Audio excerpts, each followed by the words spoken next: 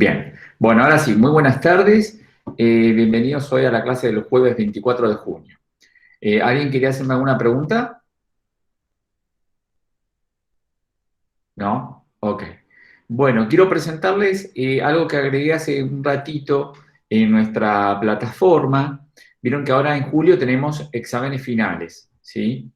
Eh, Ustedes, por ejemplo, el examen final de enfermería materno-infantil no lo pueden rendir, pero van a encontrar un link, ¿sí? Como está publicada la fecha de final, también hay una fecha de tutoría para esa materia, ¿sí? No es el caso de ustedes. Creo que hay uno o dos alumnos, pero de muy años anteriores, que adeudan la materia. Pero no es el caso para ustedes. Esas son tutorías para el examen final que se rinde en julio. Pero sí están publicadas también las tutorías para los exámenes finales de enfermería, si alguien la está adeudando, y para cuidados enfermeros del adulto 2, si a alguien todavía le queda por rendir o está en condiciones de rendirla, ¿sí? Nosotros, nuestros alumnos del turno tarde, que empezaron en el turno tarde hace un año y medio atrás, no están en condiciones porque es una materia que les falta todavía regularizarse con las prácticas hospitalarias. Pero puede pasar que haya alumnos que están con nosotros ahora cursando materno infantil y deban o estén en condiciones porque años atrás cursaron la práctica de esa materia y les falta rendir el final de cuidados de enfermeros del adulto 2. Si lo hicieron con nosotros como turno, bienvenidos. Mi consejo es que cada uno rinda en el turno en que cursó la materia, ¿sí? Porque nosotros nos guiamos por un programa, pero el programa puede tener, digamos, sus tintes en relación a lo que el profesor dio en ese programa. Se respeta el programa, pero uno le puede aportar mucho más. Entonces, estas tutorías están publicadas para ayudar al alumno a preparar su final, pero tutorías a nivel educación superior. No es, no sé nada de un tema y quiero que me lo vuelvan a explicar. No. Es principalmente una simulación del examen y a partir de esa simulación tratar de generar algún conocimiento. ¿Mm? Principalmente mi interés es en el final de enfermería, porque hay gente que lo adeuda y quizás nos tengamos que ver en ese final. Y cuidados de enfermeros del adulto 2 seguramente son alumnos de muy años pasados o eventualmente de un turno diferente al de la tarde y como ahora están cursando con nosotros, el que quiera rendir con nosotros, ustedes saben que esa libertad la tienen de rendir en el turno que ustedes deseen. Mi consejo es siempre rendir con el equipo de profesores con el cual uno cursó, ¿sí? Porque a veces pasa que uno quizás pregunta algo y el alumno no puede quejar, decir, yo eso no lo vi en mi turno. Bueno, está en el programa, ¿sí? Entonces, estas fechas que están publicadas son tutorías para los finales, ¿sí? Muy bien. Y ya a la brevedad se van a publicar, estos son de los finales de los cuales yo estoy a cargo, ¿sí? Después estoy en otras mesas, pero como docente vocal. Así que esos profesores se van a encargar de formar sus propias tutorías y de los propios links para los finales. Así que mientras tanto, por eso yo lo publico acá, por si hay alguno que esto le viene bien, o para avisarle a algún compañero, lo puede tomar y prestarlo, ¿no? ¿Alguna duda, alguna consulta en relación a estas tutorías para exámenes finales? Profesor, ¿cómo está? Sí, ¿qué tal? Nosotros todavía, en realidad el grupo nuestro, ¿no? Que estuvo con usted el primer cuatrimestre del año pasado, estamos esperando todavía que Lorena Leiras nos diga en qué condiciones estamos con respecto a los finales. Miren, las materias de cuidados enfermeros del adulto 1, cuidados enfermeros del adulto 2 y materno infantil, ustedes tienen que hacer una práctica hospitalaria. Vieron que hicimos el complemento en las burbujas y ahora falta el complemento hospitalario. Así que hasta que no se regularice las prácticas, la materia no está regular completamente. Podrán tener parciales aprobados, pero la práctica todavía está por hacerse. Ah, buenísimo, porque eso era lo que iban a ver si seguía toda esta etapa de pandemia y demás, si era con trabajos prácticos o si armaba una mesa para que podamos rendir o esperábamos las prácticas. Las únicas materias, tengo entendido, que van a usar el recurso del trabajo de investigación en campo, a partir de que ustedes tienen acceso a una institución, tenía entendido que era gestión. Ustedes la están cursando actualmente, gestión, imagino que esa Sí, habrá sido la propuesta. ya nos puso las notas. Por eso, entonces ustedes pueden ir al final de esa materia, porque la práctica de gestión partió de la práctica hospitalaria de ustedes que actualmente trabajan. Y lo mismo le iba a pasar a salud mental. Iban a hacer una actividad práctica a partir de casos, no sé, que con la profesora de salud mental iban a trabajar y iban a hacer una práctica de ese tipo. Pero los cuidados enfermeros 1, 2 y materno-infantil están supeditados a práctica hospitalaria, con un complemento de burbuja que fue el que ya hicimos. Perfecto, profesor. Igualmente, obviamente, consultan a la profesora, porque yo quizás estoy diciendo esto hoy y Lorena Leira sabe algo diferente que cambió radicalmente el panorama. Hasta donde yo sé, esto es, hoy, ahora a las 13:42, es lo que sé que se mantiene. Sí, pero por bueno, relatividad tenemos que rendirlas del año pasado. Claro, obviamente, primero, cuando ustedes cumplan el requisito de las prácticas hospitalarias, van a tener que ir de a poquito, es decir, anotarme para dar cuidados enfermeros del adulto 1, después 2 y después materno infancia. Sí, esa escalerita hay que mantenerla, no puedo rendir materno infancia si todavía no aprobé cuidados enfermeros del adulto 1. Así que eso me imagino que no cambiará. La correlatividad de dar una materia u otra y siempre se mantiene.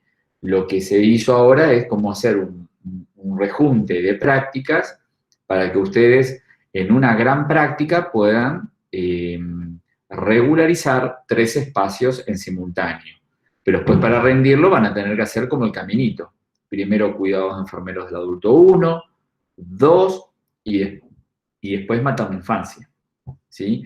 Igual estén atentos a lo que la jefatura diga. Pues yo digo, hasta hoy es esto. Por eso yo les decía, lo de las tutorías, yo imagino que algún alumno quizás, porque hizo las prácticas, pero ninguno de los vigentes, de los alumnos vigentes que tenemos sin recursar, no están en condiciones de rendir esas enfermerías, porque todavía se está a la espera de una práctica. Igualmente, dudas y consultas, como hemos publicado ya acá yo les puse ya va un par de semanas, acá, dudas, consultas, informes, ausentismo, correlatividades, situación académica, le escriben a la profesora Leiras, ¿sí? Acá tienen el correo publicado, ellos no pierdan esa oportunidad, porque no sea cuestión que yo no pueda resolver una duda o esté desactualizado en la información y ustedes se pierdan una oportunidad, ¿sí? Entonces, dudas, consultas, le escriben a la jefa que en el transcurso del día siempre les va a responder. Muy bien. Bueno, hablado entonces del tema de las tutorías, a la brevedad se van a publicar los links para los finales, pero bueno, sepan que la mayoría de ustedes no están en condiciones de anotarse, igual siempre hablen con la jefatura de carrera, pero enfermería va a ser en línea los finales, ¿sí? Por lo menos para julio. Agosto no sé, pero para julio los links se van a publicar porque sea en línea el examen, así en vivo, como hacemos nuestras clases.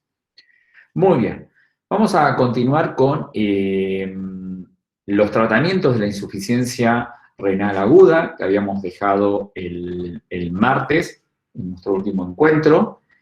Habíamos visto que había un tratamiento preventivo, ¿sí? Que apunta a eso mismo, a prevenir que se instale definitivamente la insuficiencia renal, ¿sí? Aguda. ¿Cómo? Y bueno, forzando, primero corrigiendo las variables, ¿sí?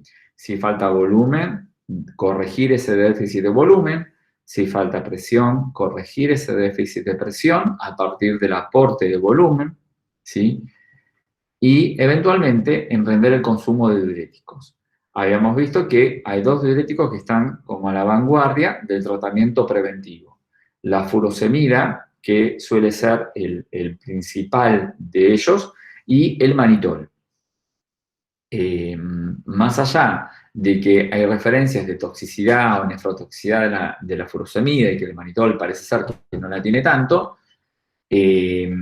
la furosemida sigue siendo el diurético de primera elección, ¿sí? Pero hay que conocer que el manitol también es un posible tratamiento. Acá queda una cosa muy chiquitita en relación al uso de la dopamina. Esto es verdad, se usa, pero se usa principalmente, no en el caso que estamos viendo nosotros, que es buscando la insuficiencia renal aguda de parénquima, renal, desencadenada por el síndrome urémico hemolítico, sino en el manejo de la insuficiencia que se quiere instalar en un postoperatorio cardiovascular. En ese momento es cuando la dopamina juega un rol interesante, donde se da a muy bajas dosis, ¿sí? Esto ya lo vamos a ver en la unidad de cardio. No sé si, ahora después les voy a confirmar si mañana, viernes, hacemos 2 horitas o ya nos vemos el lunes. Ya después les confirmo en la plataforma, les mando mensaje, no se preocupen. La dopamina a muy bajas dosis, ¿sí? Generalmente entre 0,5 a 2, 3 gamas kilominuto. Ya vamos a ver qué es esto de gamas kilominutos, que es una forma de entender las dosis. Tiene un efecto vasodilatador a nivel renal y permitiría una mejor circulación de sangre a una presión adecuada y forzaría el riñón a funcionar mejor. Esto lo vamos a ver bien en cardio, porque no es de uso para el tipo de insuficiencia renal que estamos trabajando ahora, ¿sí? Que es la insuficiencia a punto de partida de una infección, ¿sí? Que se instala en el parénquima renal, como el síndrome urémico hemolítico. Entonces, en el tratamiento preventivo, acuérdense, furosemida, manitol. Y la dopamina la dejamos entre paréntesis, ¿sí? Pensando en el postoperatorio de una cirugía cardiovascular, donde, habiéndose perdido sangre y teniéndose problemas con el manejo de la presión, la dopamina a dosis muy baja tiene un efecto diurético, ¿sí? Indirectamente. ¿Cómo? A partir de la vasodilatación de las arterias renales, ¿sí? Favoreciendo la circulación a una determinada presión y forzando al riñón a funcionar. Eso en relación al tratamiento preventivo. Del conservador también habíamos hablado algo, ¿sí? Habíamos dicho que al paciente no se lo puede mantener deshidratado, ni tampoco el extremo de la hipervolemia, sino que se busca la normovolemia del paciente, ¿sí? Porque los extremos de deshidratación o de hipervolemia son nocivos, primero para el cuerpo, obviamente, como sistema, y después a la función renal, ¿sí? Un riñón que no funciona o que está en déficit por insuficiencia, deshidratar al paciente, no dándole nada de líquidos, ¿qué hace? Y cae mucho más esa variable de volumen y presión que había desencadenada la insuficiencia renal. Y el extremo de darle mucho volumen también es un problema. Es un problema porque el riñón no va a saber qué hacer con ese exceso de líquido y para colmo repercute en otros aparatos y sistemas, como el cardiovascular y el respiratorio, por ejemplo. Con el sodio habíamos dicho que la hiponatremia por dilución es casi una constante. Por eso siempre se está detrás del sodio, no solamente del potasio, que es todo un problema, sino también del sodio. El sodio no hay que desestimarlo porque las hiponatremias pueden desencadenar alteraciones del sensorio y hasta llegar a fenómenos convulsivos en la infancia, pero también en los adultos. El potasio, habíamos dicho que era de los electrolitos que generaba más problemas. ¿Por qué? Porque el 90% se excreta vía renal, ¿sí? Entonces, al tener un deterioro de la función renal, ese 90% ya no lo tengo. Entonces, el potasio concentra con mucha facilidad y desencadena hipercalemia rápidamente. La hipercalemia, obviamente, el problema, ¿dónde está? Si a ustedes le preguntan, bueno, ¿sobre qué aparato o sistema impacta y feo para colmo la hipercalemia? que por eso uno le tiene tanto miedo.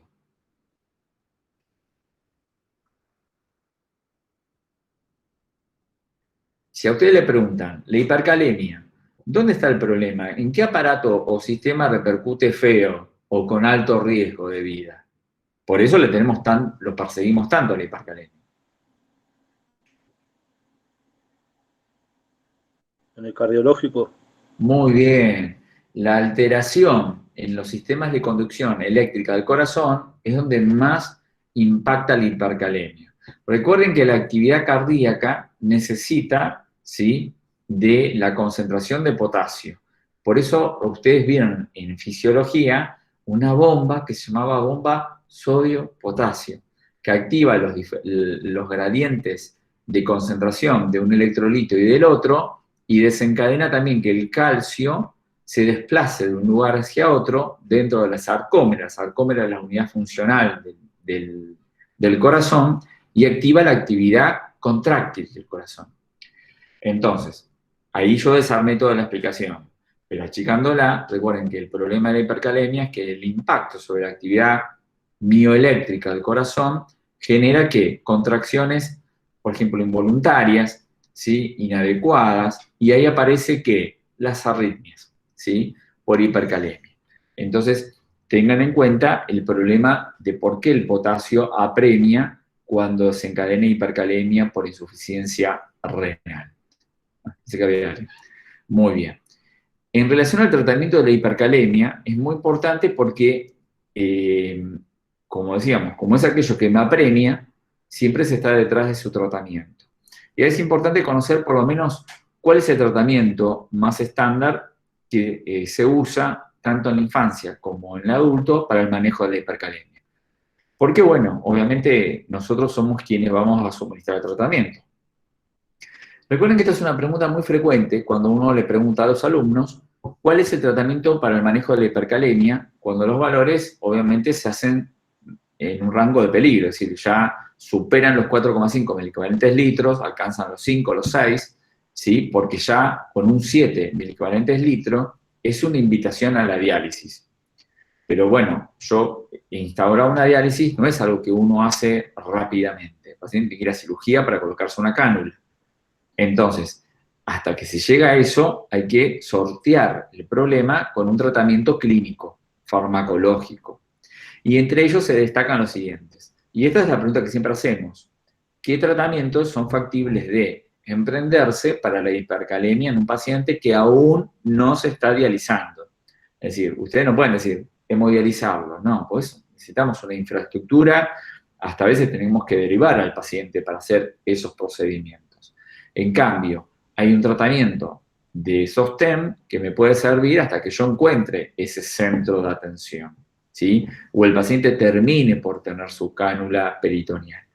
Los tratamientos, miren, no son muy complejos. Lo importante es saber cómo funcionan, ¿sí? No se trata solamente de decirlo, sino cómo funcionan. Miren, gluconato de calcio, ¿sí? El gluconato de calcio, que viene en ampollas al 10% por 10 mililitros, se suele usar muchísimo para contrarrestar la hipercalemia. Recuerden que el potasio es un catión intracelular, está siempre dentro de la célula. Solamente el 2% del potasio de todo el cuerpo está fuera, ¿sí? Entonces, cada vez que yo mido la calemia del paciente, es decir, la concentración de potasio en una sangre, estoy midiendo ese 2% que está fuera, ¿sí? Porque el 98% del potasio es intracelular. ¿Qué pasa en un paciente con insuficiencia renal? Es que se empiezan a dar condiciones de concentración y empieza a sobrar el potasio, ¿sí? Y a veces también se desplaza del intracelular al extracelular. Ese es el problema de la insuficiencia renal aguda, ¿sí?, y también crónica después, que las condiciones que genera del medio interno la insuficiencia permiten, por un lado, aumentar el potasio, porque si no lo puedo eliminar, se concentra. Y por el otro lado, permite a veces el desplazamiento del potasio, que es intracelular por excelencia, y sale de la célula. Entonces, aún más aumenta la hipercalemia.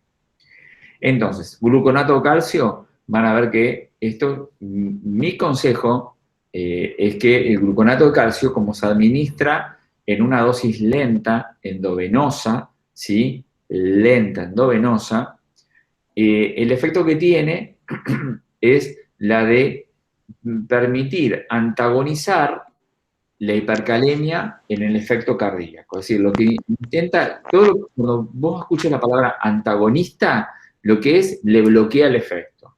Entonces, el calcio no baja el potasio. Lo que hace es, principalmente en las células cardíacas, le quita sensibilidad, bloquea el efecto del calcio, el efecto del potasio en las células cardíacas. Entonces, corrijo las arritmias cardíacas, ¿sí? Pero el potasio sigue alto, ¿sí? Lo único que produce es antagonizar el efecto de la hipercalemia en las células cardíacas. Entonces, como que cuido la función cardíaca.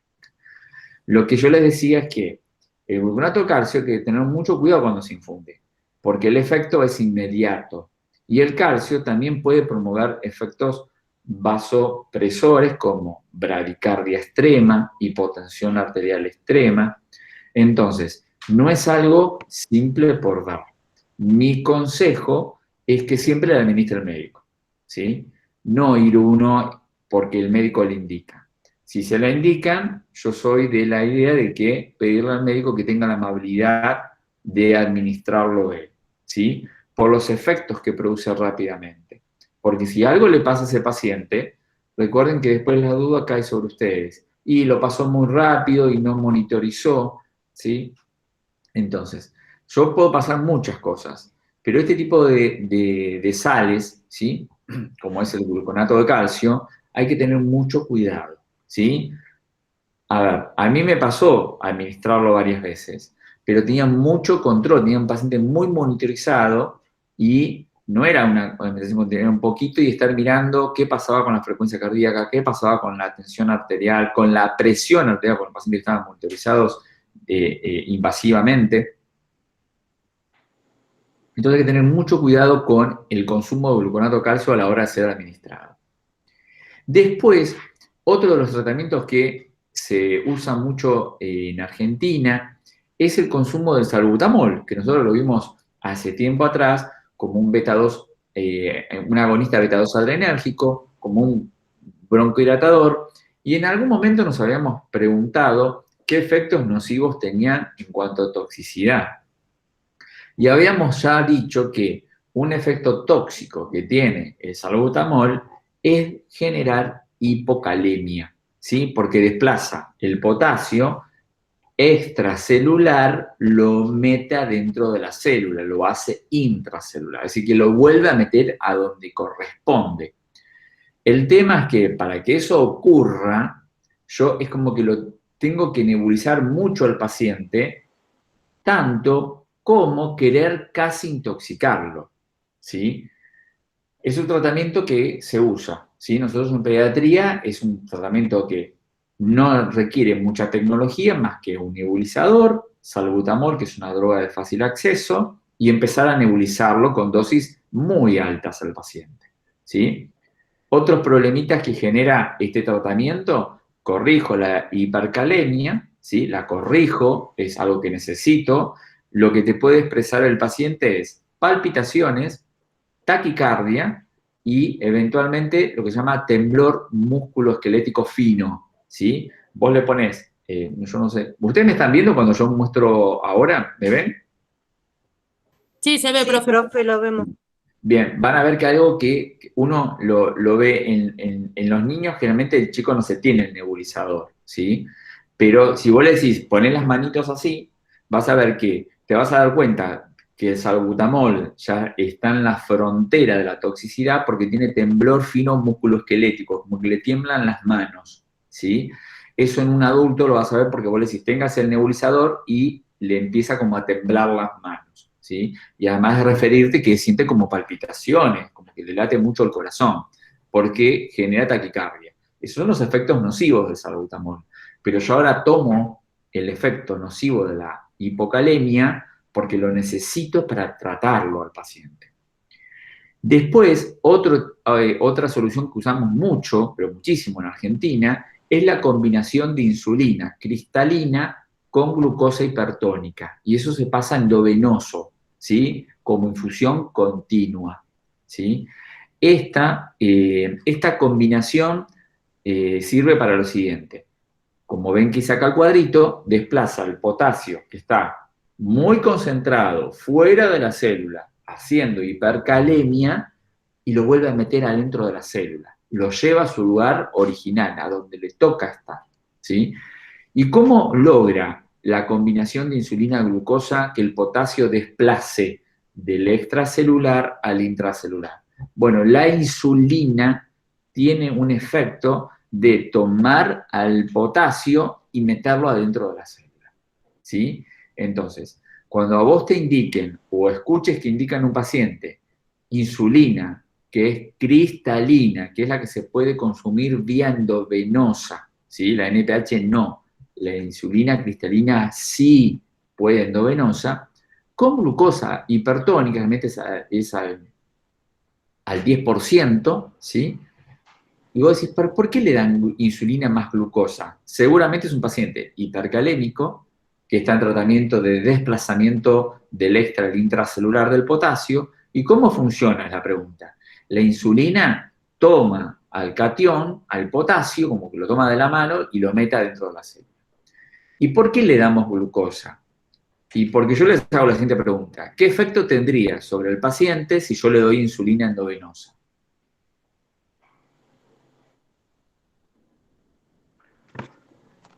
Insulina le va a bajar la glucemia. Bien, ¿y cómo se dice eso con propiedad? Va a producir una hipoglucemia. Perfecto. Entonces, yo acá tengo el siguiente problema. Con la insulina le meto el potasio al interior de la célula, es decir, desplazo del extra al intracelular. ¿Sí? Ven cómo podemos hablar con propiedad. Yo a veces lo hablo sin propiedad para que lo entendamos, pero después rápido a la propiedad. Entonces, con insulina vos decís, bueno, bien, corregiste la hipercalemia, pero por el otro lado vas a tener un paciente severamente hipoglucémico. ¿Y cómo corregís la hipoglucemia? ¿Dándole qué? Con dextrosa, Glucosa 5%, al hipertónica, 50%. ¿sí? Entonces, la combinación, como muy bien dice el colega, le doy glucosa y para que contrarreste el efecto negativo de la insulina, ¿sí? Es como que esto es como en ética ustedes habrán visto el principio de doble efecto, ¿sí? Vos querés conseguir algo bueno, pero resulta siempre algo malo, ¿sí? Es decir, lo bueno tiene que ser superior a lo malo. Bueno, acá pasa lo mismo. Lo bueno es que la insulina te corrige la hipercalemia que te puede llevar puesto cardíacamente, ¿sí? Y lo malo que te produce hipoglucemia. Pero lo bueno de eso malo que le puedes dar glucosa y corregirlo, ¿sí? La hipoglucemia es mucho más benigna que una hipercalemia. Pero como la corregís, es como que solucionaste todos los problemas de un plumazo.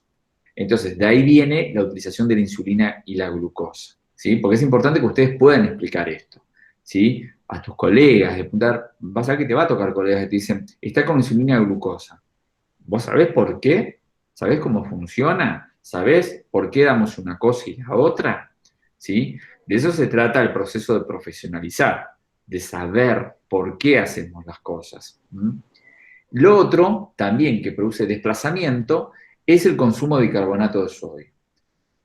Y acá recuerden lo siguiente, recuerden que si a ustedes le preguntan, en tanto estado ácido-base, el paciente, sobre cómo fluctúa esa balanza, hacia dónde se va más esa balanza, sobre qué alteración tan frecuente. Sobre una acidosis. Perfecto. ¿Y qué tipo de acidosis? Sería metabólica. Muy bien. Perfecto, porque los hidrogeniones no se pueden eliminar vía renal, ¿sí? Entonces, y la reabsorción de bicarbonato es muy pobre en un riñón insuficiente. Entonces, entre que no reabsorbís bicarbonato y concentrás hidrogeniones, ¿sí? Recuerden que el pH se define como una concentración negativa de hidrogeniones, de ahí viene que ahora esté acidótico. Vos al paciente con insuficiencia renal aguda está todo el tiempo como acidótico, ¿sí? Una acidosis metabólica. Toda acidosis metabólica invita a que el potasio intracelular, que es donde tiene que estar, el 98% tiene que estar ahí, lo va sacando de a poco. Entonces el paciente se pone hipercalémico. Y ahora viene el bicarbonato. El bicarbonato es, pregunto, ¿es un ácido o es una base? Es una base. Muy bien, es una sustancia base, tampón, le van a leer en algunos lugares, buffer, en inglés es tampón, que tapa. Entonces, el bicarbonato, lo que viene cuando yo lo empiezo a infundir, recuerden que siempre va diluido, ¿sí?, al medio con agua destilada. ¿Qué va a hacer? Corregir la acidosis metabólica. Entonces, en la medida que yo corrijo la acidosis metabólica, ¿qué hago? Corrijo el desplazamiento de potasio, ¿sí? Es como que vas por el costadito. La hipercalemia la solucionás como, si corrijo el medio interno del paciente, lo saco de la acidosis, saco la hipercalemia, porque el potasio salió por la acidosis. Si corrijo la acidosis, el potasio vuelve a entrar, ¿sí? Entonces, ahí corregiste. Y acá, bueno, obviamente, el tema de los diuréticos ya lo vimos, ¿sí? Los diuréticos, acá dicen diurético, furosemida, torasamida, bueno, es una furosemida de última generación, eliminan potasio del cuerpo, obviamente si son no arrobadores, pero eso funciona si el riñón funciona. Si yo tengo un paciente con insuficiencia renal aguda, totalmente oligúrico o anúrico, peor, yo le puedo dar furo y no va a pasar nada, ¿sí? Y es más, va a ser peor, porque la furo es nefrotóxica, así que si tengo un riñón injuriado, lo voy a injuriar más, ¿sí? Acá lo que falta, ¿sí?, es una droga que usamos mucho en pediatría, callaxalate, acá está. Es una droga que usamos mucho en pediatría, ¿sí?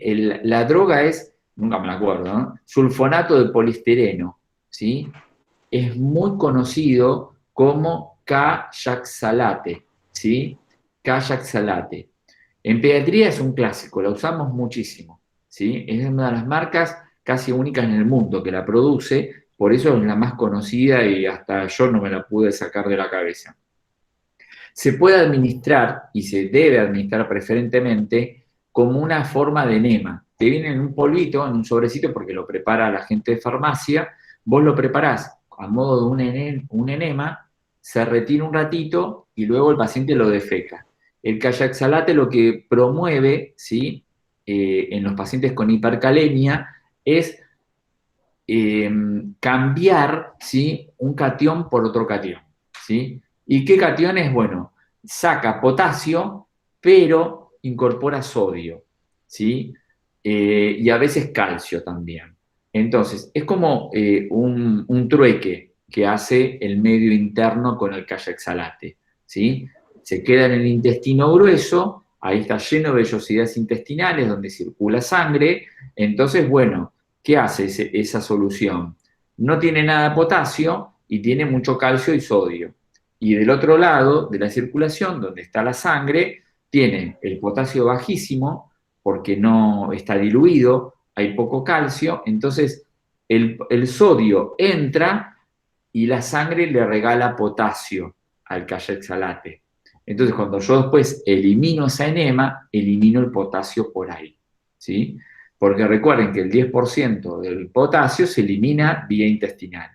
Entonces, lo que busca el sulfonato de poliestireno es tratar de como hacer un intercambio, ¿sí? Absorbo sodio y entrego el potasio, ¿sí?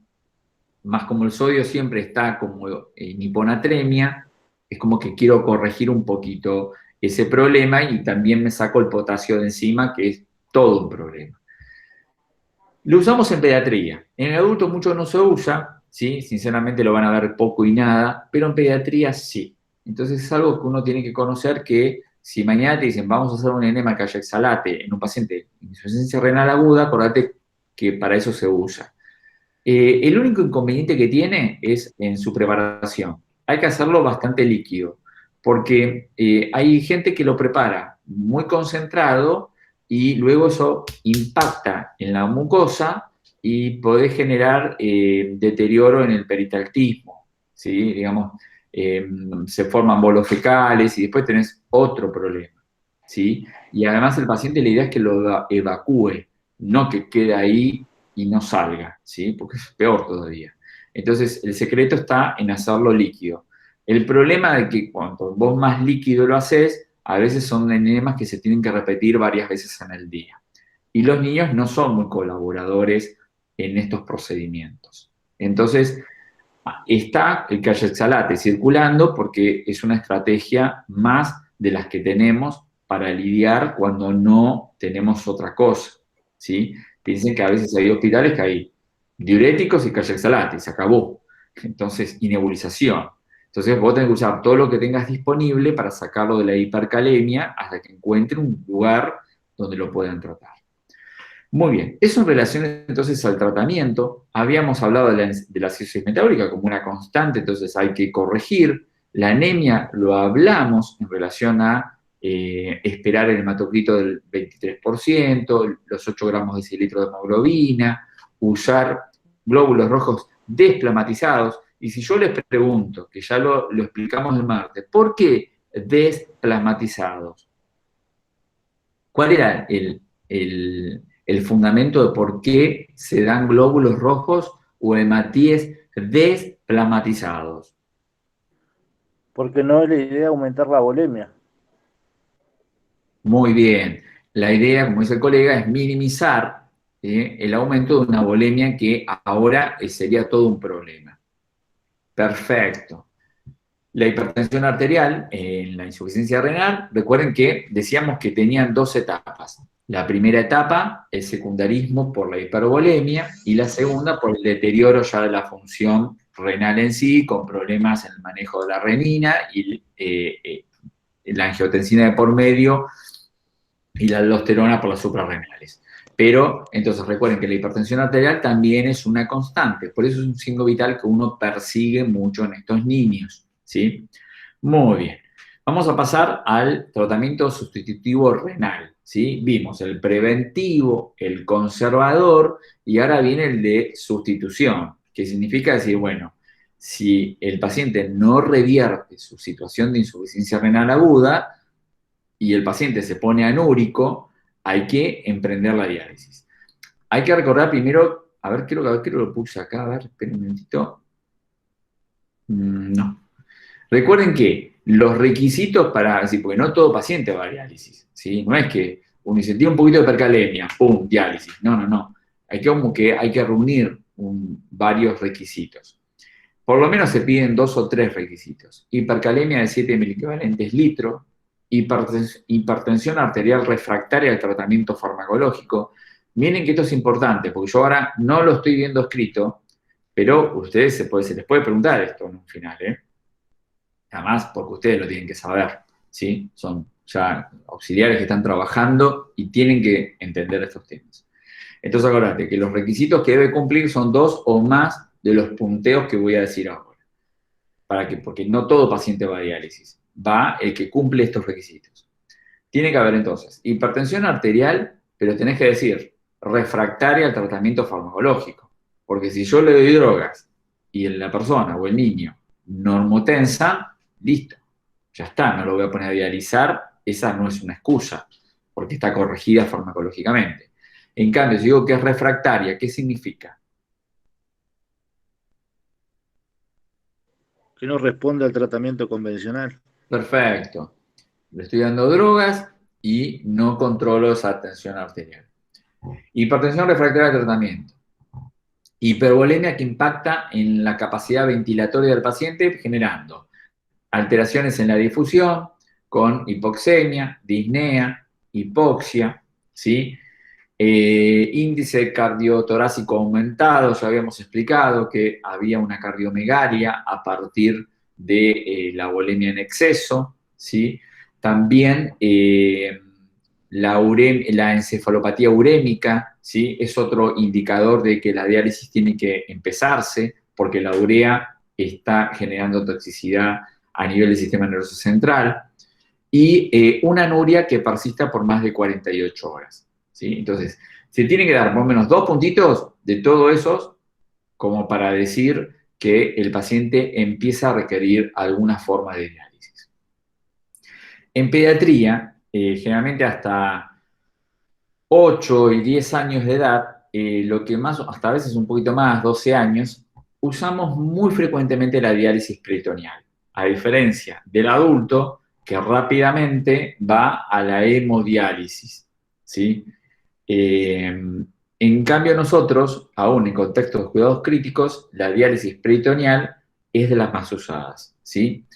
En el único caso que puede llegar a darse una forma de hemodiálisis prematura en la infancia es en algunos posoperatorios, ¿sí?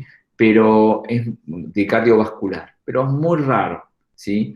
Porque sería un paciente que esté severamente descompensado y no solamente necesite diálisis, sino que tenga alguna forma de circulación extracorpórea y oxigenación extracorpórea como el ECMO, ¿sí? Entonces hacer ECMO más diálisis. Esas cosas son temas de terapia intensiva, ¿sí? Por favor, esto ni siquiera lo recuerden. Lo que sí es recordar, entonces, si a ustedes le preguntan cuál es la diálisis propia de la infancia, la diálisis peritoneal, que las hemodiálisis generalmente son para adolescentes o ya adultos, ¿sí? Porque la diálisis peritoneal tiene muy buen éxito en pediatría, porque el abdomen es una superficie muy amplia y tiene como membrana el peritoneo una capacidad excelente de actuar como una membrana dializante, ¿sí? Eso también es el por qué la diálisis peritoneal se usa tanto en pediatría y no la usamos tanto en el adulto. Igual ustedes van a ver que hay adultos que se hacen diálisis domiciliaria, peritoneal, que tienen todo un aparato, que se conectan y están ahí 4 o 5 horas, se dializan, generalmente lo hacen durante la noche para poder descansar y no estar pensando en el equipo, todo eso ya está automatizado, y se hacen diálisis peritoneales nocturnas, y durante el día la vida a lo mejor que la puedan vivir. Siempre, obviamente, hay todo un régimen de dieta, de líquidos y farmacológico que hay que seguir, obvio, ¿no? Nosotros, nuestras diálisis en pediatría se hacen en horario diurno y se empiezan muy temprano por la mañana, para tratar de dejar que ese chico durante la tarde haga una vida más o menos normal dentro de un sanatorio o un hospital y a la noche pueda descansar sin estar conectado a máquinas. Vamos a los cuidados de enfermería, ¿no? Esto no va a ser una clase de diálisis porque la diálisis peritoneal o cualquiera de las formas de diálisis es todo una especialización dentro de la nefrología y nosotros no tenemos ese tiempo para que eso suceda. Pero sí tenemos que entender los cuidados de la diálisis peritoneal antes, durante y después, ¿sí? Esto es como una especie de vengo a colaborar a pediatría y me piden colaborar con este paciente.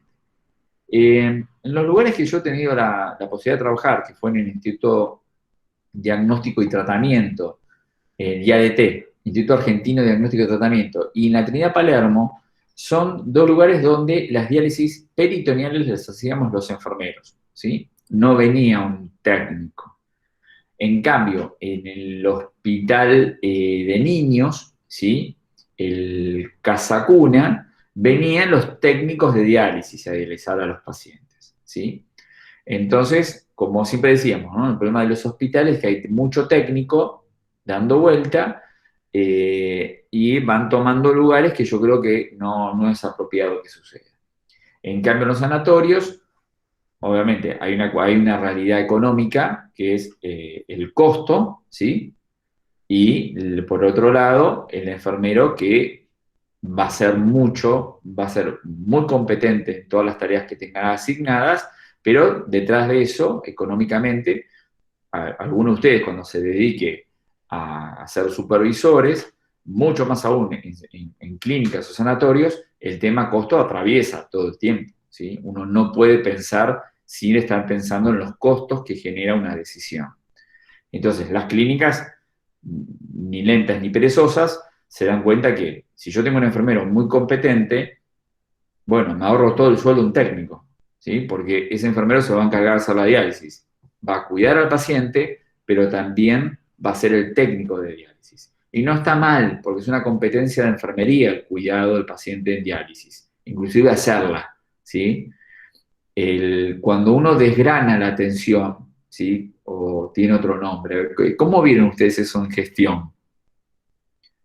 Eh, hay una palabra que se usa mucho en Cuando uno delega, bien, cuando uno empieza a delegar, ahí está la palabra, ¿sí?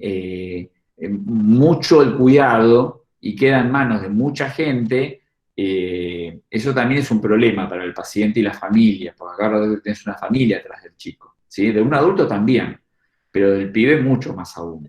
Entonces, cuando uno empieza a delegar mucho el Profe, cuidado, se desarma, ¿sí? Sí, no, quería comentarle que pasa también con el tema de la enfermería en lactancia. Nosotras a veces como enfermeras decimos, bueno, está la puericultora y cada vez la puericultora en los hospitales va tomando más el campo que es de competencia nuestra de enfermería y en los ámbitos privados también. sí, la poricultora es una figura que está en todos lados y obviamente yo siempre digo, hay negocios que hay gente que se le ilumina, ojalá yo tuviera esa capacidad que es, no sé, de crear una carrera y ganar fortuna, porque te digo, los directores de esos cursos están ganando dinero, ¿eh? Porque una poricultora, no, ustedes averigüen dónde estudiar y son todos institutos privados y consiguen muy buenos trabajos. El tema, como yo ya les decía, en la medida que uno algo no quiera hacer, alguien lo va a agarrar. Lo que sí nadie te va a sacar de las manos es la chata y el jabón para higienizar al paciente. De eso nadie se va a pelear por sacártelo. Pero el tema de la lactancia con las puericultoras, sí, obviamente. Y también está el caso de, hay una figura que viene de una tradición muy europea, italiana, que son una especie, tiene un nombre. En el trabajo de parto, además de la obstétrica, que es una licenciada como la licenciada en enfermería, ahora hay una figura nueva que atiende y contiene emocionalmente a la paciente, ¿sí? Vos Sí, la, y se eh, usa mucho. Sí. tiene un nombre, ¿sabes qué? Mira, ahora me olvidé. Yo pensé que eso era una cosa muy de sanatorios muy exclusivos, muy suizo-argentina. Ojo, yo no estoy en contra de los sanatorios privados. Toda mi vida trabajé y trabajé muy cómodo y fue donde mejor trabajé. ¿Sí? En el hospital ¿Asistente italiano. terapéutico? ¿Eh? ¿Asistente terapéutico? No, no, no. No, Esta es una persona nada más que para el trabajo de parto. una ¿Sí? partera, en el Mater Day venía una partera que vos le pagabas aparte, ¿no? Y te contenía, te daba la manito, te contenía, te decía mamá, puja, puja, puja, y durante el tiempo del último trimestre de embarazo podías contactarte con ella por si tenías Acá contracciones, y te cómo hacer el cuento. tema de la La, Qué buen relajación. laburo. acá lo Sí, encontré. La partera es la licenciada en obstetricia, es la que sobrelleva el trabajo de parto con la enfermera. La que yo digo se llama doula, doula, ¿sí? Que es una persona, ¿sí? Que lo que busca es como interceder entre todos para contener emocionalmente en el trabajo de parto, las primeras horas del puerperio, ¿sí? A la mujer y a su hijo recién nacido. Yo decía que esta doula, como es una figura europea que se usa, ya te digo, no está en todos lados, es como un nexo entre todos, ¿sí? Yo decía, bueno, acá en Argentina se va a instalar porque es un interesante mimo y negocio alrededor del trabajo de parto. Eh, pero, ¿por qué existen esas figuras? Porque la enfermera dejó de hacer algo y la licenciada en obstetricia también. ¿Entendés? Vos decís, ¿quién tiene que contener e informar a una paciente durante el trabajo de parto? Y, mirá, la enfermera o el enfermero y la licenciada o licenciado en obstetricia. Punto. Y la familia, ya está. Pero vos fíjate que han creado una figura para hacer lo que parece que no estamos haciendo. Mi experiencia en trabajo de parto la tengo en dos hospitales, el Fernández y el Álvarez. Hospitales que yo me saco el sombrero. Pero yo te digo, llegaba en el trabajo de parto una mujer, entraban 10 personas. le ponían catéter, empezaban la oxitocina, la monitorizaban, chao, se fueron todos. Y la mujer quedaba ahí sola, generalmente evitaban que pasara su pareja o la familia, porque eso siempre lo evitaban, no les gusta trabajar con la familia, y nosotros ahí boyando, viendo qué hacer.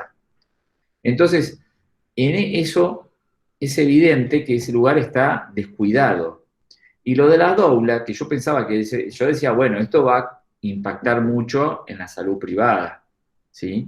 Bueno, desde el año pasado encontré que el curso de doula en Argentina se dicta en un hospital en la provincia que tiene el nombre de esta señora que a mí no me cae muy agradable, una que es abuela de Plaza de Mayo. ¿Cómo se llama la de que tiene todos los rulos así? Carlotto. Hay un hospital materno-infantil que se llama como esta señora en la provincia y ahí ¿Es la de crearon, Carlotto?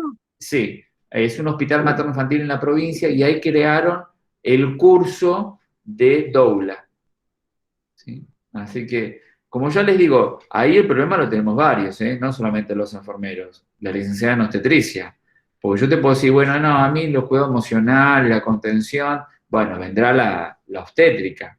No, también. La obstétrica está cediendo. ¿Cuál es el problema? Que la obstétrica, a ver, cede pero gana. El problema de los enfermeros es que solemos ceder, pero no ganamos nada, vamos perdiendo, ¿sí? Entonces hay que tener mucho cuidado con lo que delegamos, ¿sí? Hay que tratar de ganar competencias, no de perderlas. Recientemente, por ejemplo, se presentó la semana pasada un programa nacional de formación y empoderamiento de la enfermería. ¿Sí? Lo presentaron por la televisión, todo bien. ¿Saben quién redactó ese proyecto y quién dice lo que nosotros tenemos que empoderarnos? Un médico. A ver, yo no te puedo empoderar nada, porque a mí me encanta el aula, me encanta la sala, y ahí es donde yo me defino. Pero hay gente que estudia mucho y que está preparada como para pensar como enfermero qué es lo mejor para la enfermería, ¿sí? Yo siempre digo, ¿ustedes conocen el término PRONAFE? ¿Escucharon una vez el PRONAFE como Sí, lo escuché, institución? pero no. Sí, profe. Muy bien. Nuestra escuela está asociada a la PRONAFE. El PRONAFE es un programa nacional de formación de enfermería, ¿sí?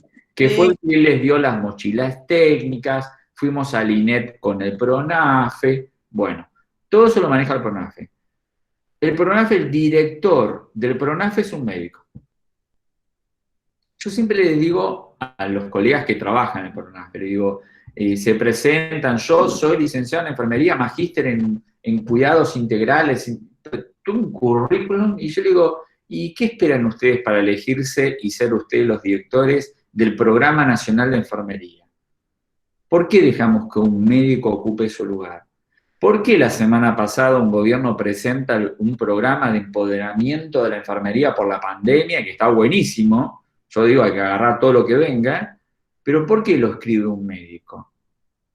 ¿Por qué yo siempre les pregunto a los demás, ¿ustedes escucharon que algún licenciado en enfermería sea el director del Programa Nacional de Formación Médica en Argentina? No. No, No y van si a lo es, lo sacan rajando. Ni siquiera lo sacan, ni siquiera va a entrar, ni siquiera lo van a dejar pasar. Entonces, yo tomo todo lo bueno de todo, pero rápidamente tengo que tener el control sobre eso, ¿sí? No puedo dejar que un médico me redacte y para colmo ese programa plantea un cambio de la ley de enfermería, ejercicio de la ley de enfermería 24.004 más todas las que vengan después. Y yo no puedo dejar que un médico piense mi ley, mis competencias, mis derechos e incumbencias. La tenemos que empezar a pensar entre colegas. Quizás a mí no me vengan a preguntar, pero yo tendré que depositar en las asociaciones, yo qué sé, la ALE, la CAF, la FAE, son todos enfermeros, hay gente muy piola, también hay de todo, ¿no? Tenés gente que dice, más vale que este no me represente. Pero son enfermeros, pueden pensarla mejor, el que piensa cualquier cosa se diluye y se piensa mejor algo. Entonces, son cosas como que decíamos, ¿no? Estamos delegando en manos de personas que, primero, no me parece correcto. Aunque pueden tener la mejor intención, no estoy poniendo en duda la intención que tengan, ¿sí? Porque vos lo lees y decís, bueno, está piola lo que proponen, pero ¿por qué no un enfermero? Sí, hay colegas muy inteligentes para manejar este tipo de cosas. En el país tenemos doctores en enfermería. Yo no soy doctor en enfermería, pero hay ya doctores en enfermería que podrían llamarlos y decir, bueno, a ver, reúnanse en estos cráneos a ver qué pueden hacer o qué puede venir para mejor para la enfermería. Pero bueno, son cosas que hay que replantearse y siempre hay que hacer lo que se llama la microfísica del poder, como se llama Michel Foucault, que las cosas se hacen desde los lugares más chiquititos, ¿sí? Yo puedo tener mucha ley, pero esa ley quizás ni llega a tu hospital. Pero ustedes pueden tomar mucho el control de lo que puedo o quiero ceder, ¿sí? Eso cada uno lo va a ir viendo. Sigo con cuidados de enfermería en niños en diálisis peritoneal, ¿sí? Vamos a hacer ahora un descanso, ¿sí? Antes de continuar, hacemos un descanso, volvemos en 15 minutitos y luego continuamos y ya seguramente vamos a terminar el encuentro con ya insuficiencia renal terminada. Vuelvo acá, voy a dejar de presentar y vamos a detener momentáneamente la grabación por un ratito. Detener la grabación. Ahora tengo